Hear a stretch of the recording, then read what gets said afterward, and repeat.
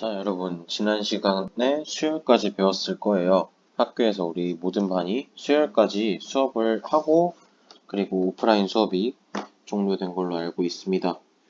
자, 그래서 이번 주 다시 온라인으로 만나게 됐는데, 이번 주는 그 수열에서, 수열에서 우리가 여러 가지 수열이 있지만, 그 중에 배우게 되는 거는 등차 수열과 등비 수열이라는 걸 배우게 될 겁니다. 일단 수열에는 전반적으로 크게 우리가 배울 게 두 가지가 있고요. 등차 수열이라는 걸 배우게 될 거고 등비 수열이라는 걸 배우게 될 겁니다. 근데 우리는 오늘 이 중에서 등차 수열에 대해 알아볼 거고요. 그리고 다음 시간에는 등차 수열의 합, 등차 수열에서 나는 첫 번째 항부터 10번째, 제 10항까지 합하겠다 라면은 그러한 합하는 방법에 대해서 배워보려고 합니다. 그리고 그 다음에 등비수열 배우고 마찬가지로 등비수열의 합을 배우면서 수열의 전반적인 얘기를 시작할 거예요.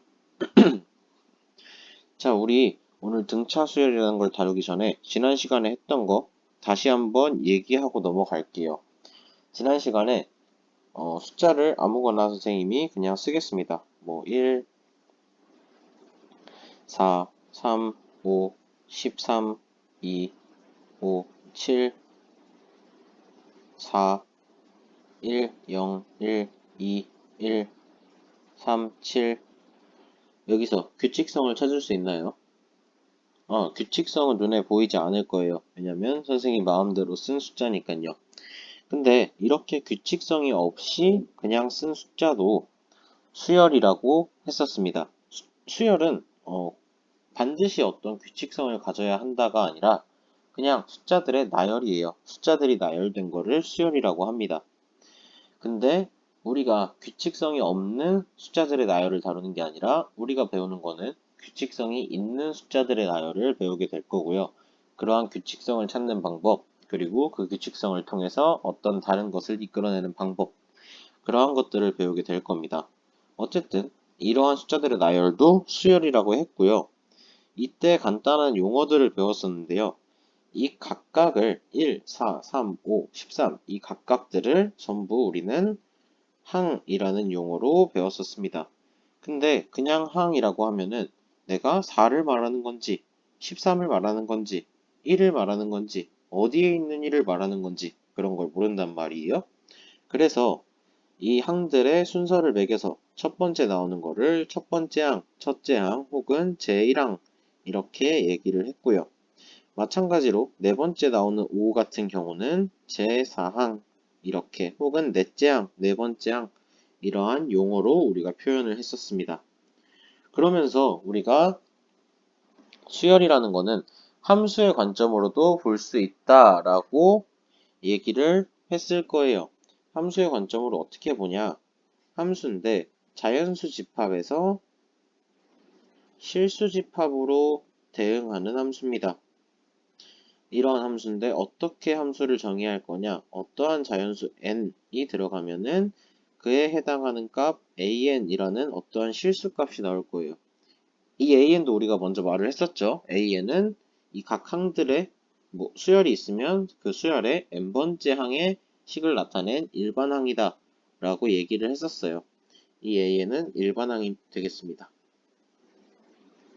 자, 이렇게 함수의 관점으로도 볼 수 있다라고 했고 이 얘기를 집합, 벤다이어그램으로 표현을 하면은 1, 2, 3, 4 이런 식으로 나타나는 자연수 집합에서 어떠한 실수값 A1, A2 이 안에서 A3, A4 이런 식으로 무언가 실수값들이 있을 거예요. 이렇게 대응되는 5가 있으면은 A5로 대응될 거예요. 이런 방식으로 이 안에도 여러 가지 AN들이 있겠죠. 그런 방식으로 대응되는 함수로 볼 수도 있다. 함수의 관점으로도 바라볼 수 있다. 라고 설명을 들었을 겁니다. 자, 오늘은 근데 지금 위에 써놓은 숫자처럼 어떤 규칙성이 있지 않은 그런 수열이 아니라 규칙성이 있는 수열에 대해서 알아보려고 합니다. 그 수열 중에 하나가 등차 수열인데요. 등차 수열이 뭐냐? 라고 하면은 등차 수열의 정의 먼저 알아야겠어요. 일단 등차 수열이란 무엇인가 하고 개념 열기를 보면은 그림에 나타나 있는 게 사진이 바뀌는 시각이 2초, 4초, 몇 초, 몇 초 이렇게 나타나 있는데 6초까지는 알 수 있겠어요. 그 다음은 규칙성을 찾아서 2초씩 증가하니까 그 다음 거는 8초겠다라고 예상은 할 수 있을 겁니다. 이러한 방식으로 여러분들이 지금 이 개념 열기를 봤다면은 바로 규칙성이 뭔지를 파악할 수 있었을 거예요. 맞습니다. 2초씩 증가하는 걸 알 수 있는데요. 이렇게 2씩 더하여 얻어진다. 어떤 값에 일정한 값을 더하여서 얻어지는 거를 등차 수열이라고 합니다. 그래서 등차 수열의 정의가 뭐냐? 등차 수열의 정의는 차이가 일정한 숫자들의 배열입니다. 숫자의 나열 이렇게 써도 되겠네요. 이렇게 써도 될 거예요. 차이가 일정한 숫자의 나열. 근데 이 차이는 양수 차이만큼 나도 되고요. 음수 차이만큼 나도 됩니다. 어떠한 수열? 일반항 AN으로 적어볼게요. A1, A2, A3 이렇게 돼서 AN까지 가는 수열에서 차이가 난다라는 거는 뭐 A1과 A5의 차이, A1과 A7의 차이 이런 걸 얘기하는 게 아니고요. 전항과 다음항 A1과 A2, A2와 A3, A3와 A4 이렇게 전항과 다음항의 차이가 일정한 숫자들의 나열입니다. 물론 전항과 다음항의 차이가 일정하다면 전항과 그 다음항의 차이도 일정하게 될 수밖에 없어요. 여기와 여기의 차이가 일정하다면 여기와 여기의 차이도 두 항씩 건너뛰었을 때 일정하게 나타날 겁니다. 그럼 두 항씩도 일정하게 될 거고요. 이렇게도 일정한 차이를 보일 수밖에 없을 거예요. 이거는 오늘 수업을 듣고 나서 등차 수열의 일반항을 어떻게 적는지 배우고 난 다음에는 되게 자연스럽게 당연하게 받아들여질 겁니다. 자, 그래서 이렇게 얻어지는 수열을 차이가 일정한 숫자의 나열을 등차 수열이라고 하고요. 이때 얻어지는 이 차이들을 공차라고 합니다. 등차 수열에서 공차는 옆에 써 있긴 한데 영어로 common difference라고 나와 있고요. 공통적으로 나타나는 차이라는 얘기입니다. 그래서 전항과 다음항이 다음항에서 전항을 뺐는데 3이 나왔다. 그리고 그 다음 제3항에서 제2항을 뺐더니 또 3이 나왔다. 근데 이 수열이 등차 수열이래요. 그러면은 n번째 항에서 n-1번째 항을 빼면은 똑같이 3이 나올 거고 그러한 방식으로 공통적인 항들의 차이가 3이다 라고 받아들이면 되겠습니다. 그때 공차는 3이 된다 라고 하면 됩니다. 이 공차가 그 마시는 공차는 아닙니다. 공통적으로 나타나는 차이를 말하는 거예요. 공통적으로 나타나는 차이라 했으니 당연히 n번째 항에서 방금 말했듯이 n-1번째 항을 빼게 되면은 공차가 나타날 겁니다. 이 공차를 우리는 통상 D라고 쓰고요. 그래서 이러한 식을 만들 수 있을 건데 이 식에서 n-1번째 항 A의 n-1을 우변으로 이항하게 되면 혹은 여기서는 지금 n 플러스 1 n으로 나와 있으니까 그럼 n 플러스 1하고 n번째 항으로 생각을 할게요. 그러면은 A의 n, 제 n항을 우변으로 이항하게 되면은 지금 밑에 나와 있는 식을 이끌어낼 수 있을 겁니다. 이때 n은 1, 2, 3이었고요. 아까 an-1은 d 이렇게 썼다면은 당연히 n은 0부터 0 이상의 정수 0이 아니죠. 미안해요. 2 이상의 정수라고 생각을 해야 될 거예요. 우리가 통상 제1항은 A1으로 쓰기 때문에 A0는 없으니까 위에처럼 쓸 거면 n이 2부터 2 이상인 자연수 혹은 정수라고 표기를 해주면 되겠습니다. 자, 그래서 교과서에 있는 문제들은 여러분 풀어봐야 됩니다. 풀어봐야 되고요. 자, 하나만 풀어보면은 다음 등차 수열의 공차를 구하시오 라고 나와 있는데 두 번째 문제 한번 풀어볼게요. 여기서 1에서 3분의 2가 될 때 이때 공차가 뭔지 계산하려면은 3분의 2 다음 항에서 전항을 빼면 될 겁니다. 마이너스 3분의 1이 나올 거고요. 그럼 공차는 마이너스 3분의 1이겠구나. 왜냐면 등차 수열이라고 얘기를 해줬으니까. 만약에 그냥 수열이라고 나왔다면은 몇 개의 항을 계산을 해보고 그 다음에 예상을 해야겠지만 등차 수열이라고 했으니까 나는 두 항만 비교해도 공차를 구할 수 있어요. 그래서 한 번 더 확인 작업을 해보면 3분의 2에서 3분의 1을 빼면은 그 다음 항이 나올 거고요. 마찬가지 계속해서 마이너스 3분의 1씩 더해질 겁니다. 즉 3분의 1씩 빼진다는 거죠. 이러한 방식으로 그래서 공차는 마이너스 3분의 1이다 라고 얘기할 수 있습니다. 가끔 오해하는 친구들이 있어요. 일정한 수, 그러니까 첫째 항에 차례로 일정한 수를 더해서 얻어진 수열이라고 해서 그 일정한 수라는 공차를 양수라고 착각을 하는 경우가 있는데 공차가 양수라는 그러한 얘기는 없습니다. 공차는 지금 문제 1의 2번에서 보이듯이 음수가 나올 수도 있고요. 혹은 문제 1의 1번에서 1번을 풀어보면 알겠지만 볼 수 있듯이 양수가 나올 수도 있고요. 공차가 0이면 그냥 상수 수열이 될 겁니다. 그냥 같은 숫자가 계속 반복되는 수열이 될 거예요. 자, 그래서 등차 수열의 일반항을 구하는 방법을 얘기해 볼 건데요. 등차 수열의 일반항은 어떻게 구하냐? 첫째 항을 A, 첫째 항을 우리가 초항이라고 얘기를 하기도 합니다. 초항을 A, 공차를 D라고 줬을 때 당연히 첫 번째 항은 그대로 A가 나올 겁니다. 두 번째 항은 A1, 즉 초항에 D를 더한 A 플러스 D가 나올 거고요. A3는 세 번째, 제3항은 제2항에 공차를 더한 A2 플러스 D가 나올 거고 A2는 위에서 A 플러스 D라고 했으니까 A 플러스 D에다가 D를 더한 A 플러스 2D가 나올 겁니다. 이러한 형태를 반복하면은 지금 첨자에 들어있는 이 숫자들의 규칙이랑 뒤에 나타나는 D 앞의 개수의 규칙을 파악할 수 있을 거예요. 초항은 그대로 A 플러스라고 나오고요. 그 상태로 D 앞의 개수를 봤더니 첨자에 있는 숫자보다 1이 작아요.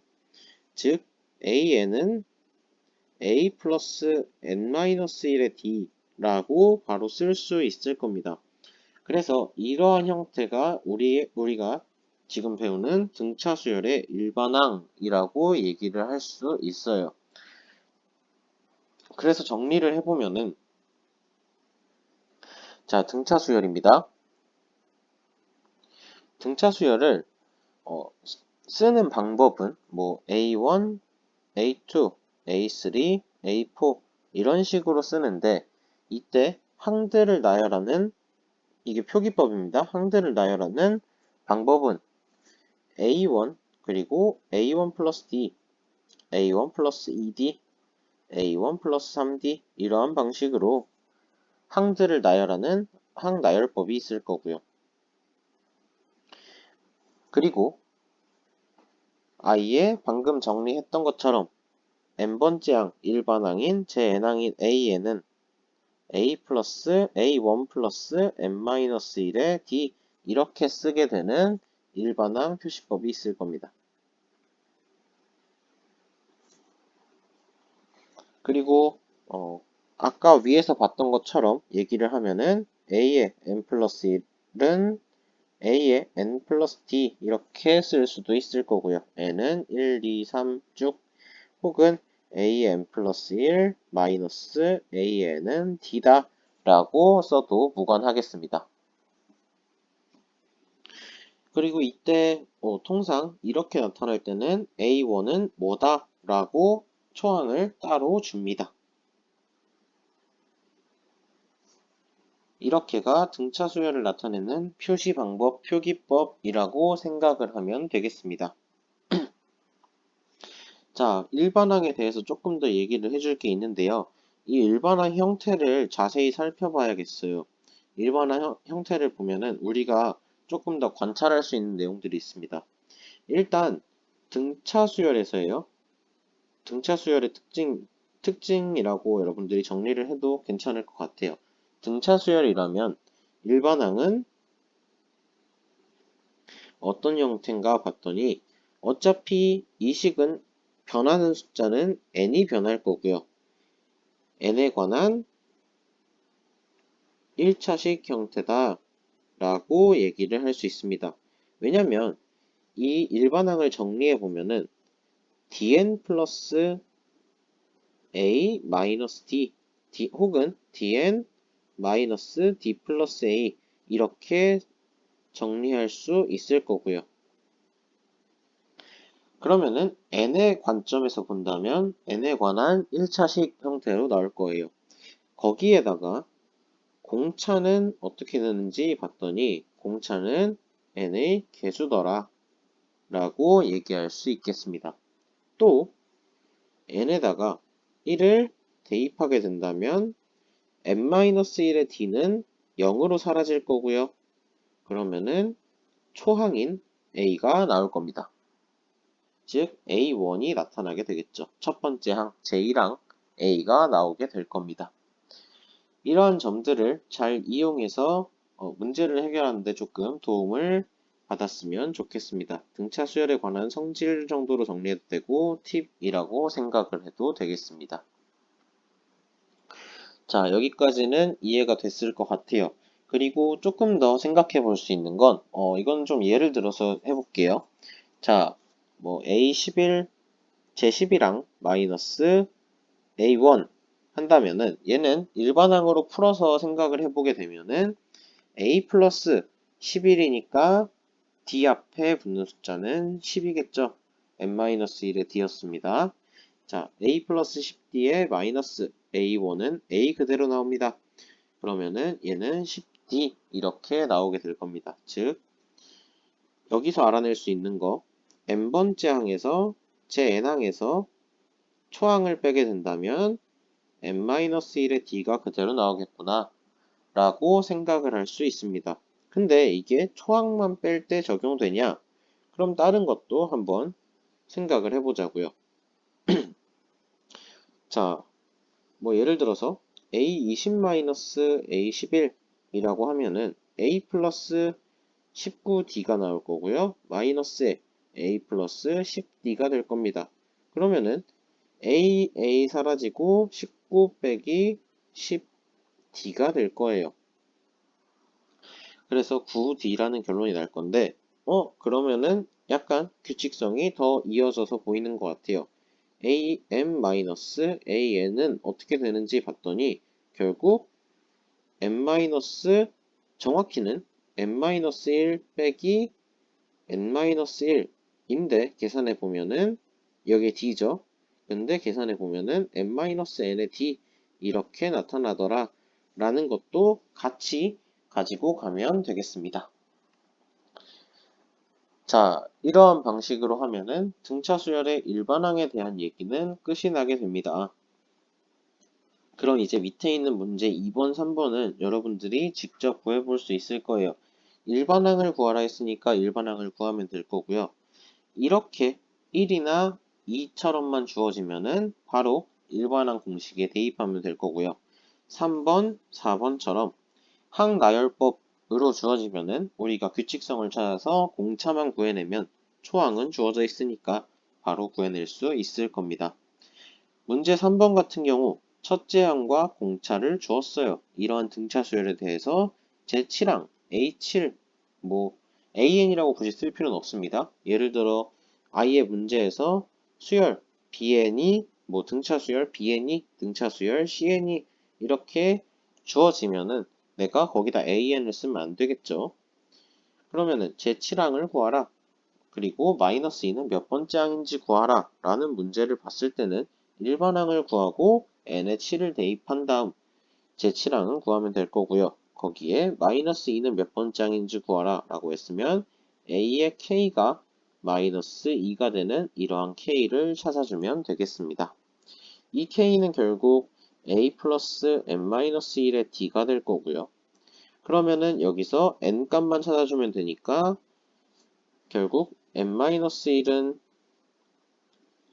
d분의 마이너스 2 마이너스 a 이렇게 계산해서 n은 d분의 마이너스 2 마이너스 a의 플러스 1 이렇게 계산만 해주면 되겠네요. D랑 A는 어쨌든 주어졌고요. A는 25, D는 마이너스 3, 다 주어져 있으니까 문제를 풀 수 있을 겁니다. 자, 이런 방식으로 2번, 3번 전부 해결할 수 있을 거예요. 예제도 주어졌고요. 거기에 문제 4, 5 같은 경우도 전부 방금 했던 얘기들로 해결할 수 있을 겁니다. 일단 여러분들이 가장 반드시 꼭 기억하고 가장 오늘 수업에서 중요하게 알아가야 될 거는 등차 수열이 뭔지와 등차 수열의 일반항 공식, 일반항식 규칙성으로 찾아낼 수도 있고요. 뭐 계속해서 여러분들이 문제에 적용하고 사용하다 보면은 익숙해져서 나도 모르는 새 외워져 있을 거예요. 그리고 그 일반항식에 대해서 선생님이 필기해준 이러한 팁들 같이 알아놓으면 좋겠다. 라는 거. 그리고 마지막 이제 하나 더 얘기하고 끝낼까 합니다. 자, 등차 수열에 나타나는 개념이 하나 더 있어요. 등차 수열의 성질이라고 얘기할 수도 있겠는데요. 중항이라는 얘기입니다. 이 중항은 뭐냐면은 세 개의 항이 등차 수열에서 세 개의 항을 꺼내올 때 순서대로 꺼내올 때요.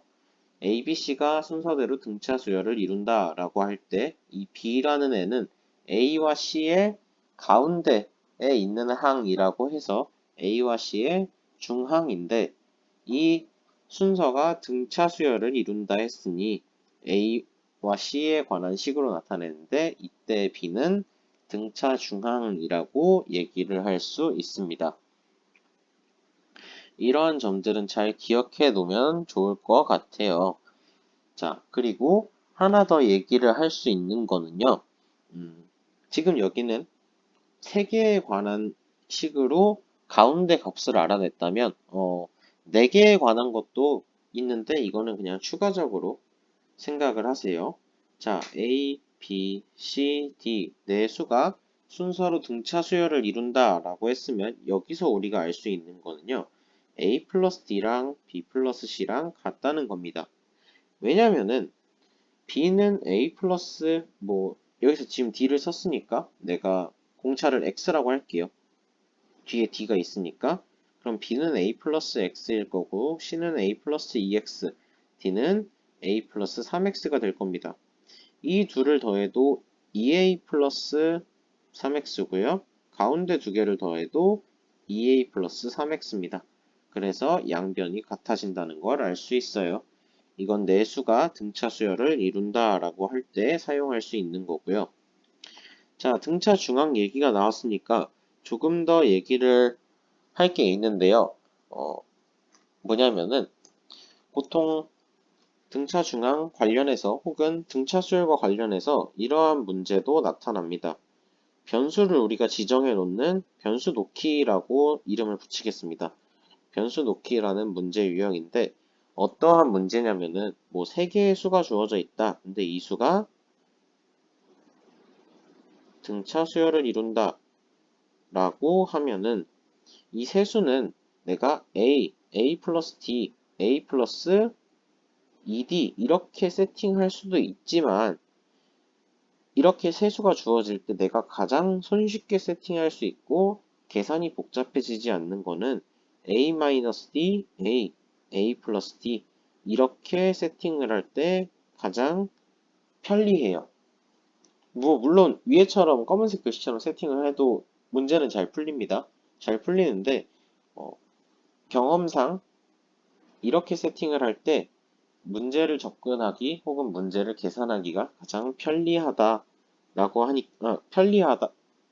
말할 수 있고요. 제 경험상 그러긴 했고, 그리고 여러 문제들의 풀이를 봐도 아마 저런 식으로 세팅을 하는 경우가 상당히 많을 거예요.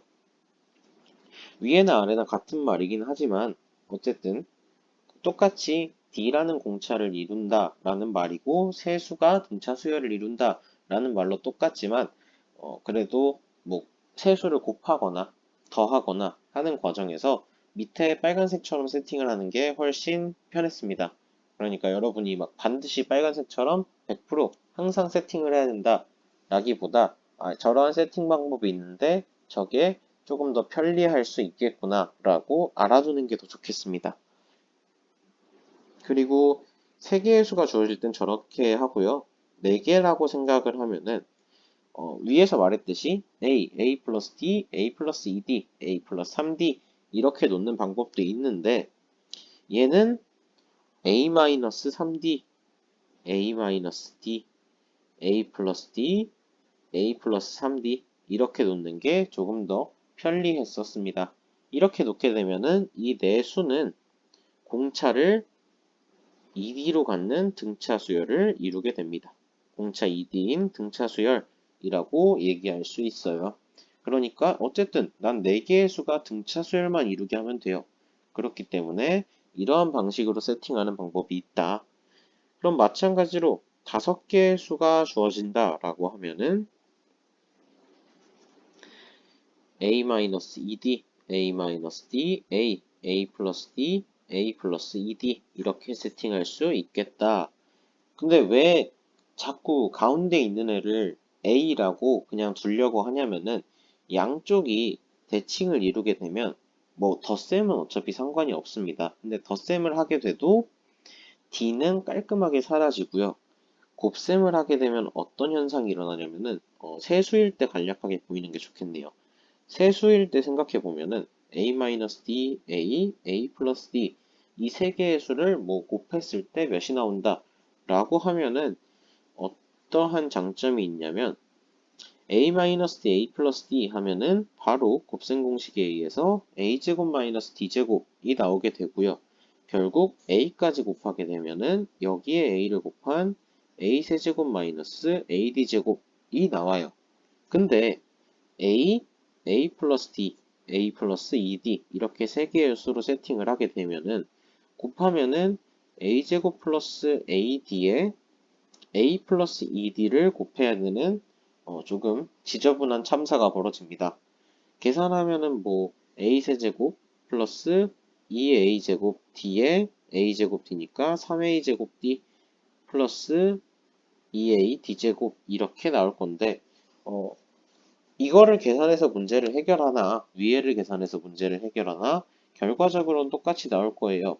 왜냐하면 위에는 A-D로 시작이고 아래는 A로 시작이라서 계산을 구하는 과정에서 나타나는 식은 조금 다를 수 있지만 결과는 똑같이 나올 겁니다. 결론은 똑같이 지어져요. 어찌됐건 이러한 방법으로 숫자들을 변수를 놓아줄 수 있다라는 것까지 알고 가면 되겠습니다. 자, 오늘 수업은 여기까지고요. 여러분들 밑에 있는 문제 그리고 수학 역량 기르기 이런 문제들도 꼼꼼히 꼭 반드시 풀어보기 바랍니다. 지난번에 선생님이 수업 들어가는 반은 얘기를 했지만 여러분들이 문제집을 다양하게 많이 풀어보는 것도 좋아요. 여러 문제의 유형, 여러 문제들을 접해보는 것도 좋은데 그런 문제들을 접하기에 있어서 가장 우선이 돼야 되는 건 교과서입니다. 교과서에 있는 문제들을 다 풀 수 있을 때 그때 내가 교과서 문제 말고 조금 더 다양한 문제를 풀어보고 싶다. 조금 더 교과서에 있는 문제들을 숫자를 바꿔서 식을 바꿔서 연습을 해보고 싶다라고 할 때 활용하는 방법으로 문제집을 사용하면 되겠습니다. 그런 식으로 문제집을 사용해야지 문제집만 다 풀면 나는 수학을 잘할 수 있어. 문제집만 다 풀면 나는 충분해. 라고 문제집에 의존하는 거는 조금 좋지 못한 것 같아요. 그래서 교과서에 있는 문제들, 예제 문제 전부 꼭 반드시 풀어보길 바래요. 그리고 아래에 있는 이런 역량 기르기 혹은 의사소통, 다른 거 뭐 문제 해결, 문제 플러스 해결 이러한 여러 가지 밑에 이렇게 주어지는 문제들이 있을 건데 이러한 문제들도 꼭 한 번씩 풀어보기 바랍니다. 꼼꼼히 풀고 넘어가야 돼요. 알겠죠? 자, 오늘 수업은 여기까지고요. 선생님이 같이 올려준 과제 남은 시간 동안 그거 풀어보면 되겠습니다. 자, 모두 수업 듣느라 고생 많았고 이제 나가서 과제 풀면 되겠습니다.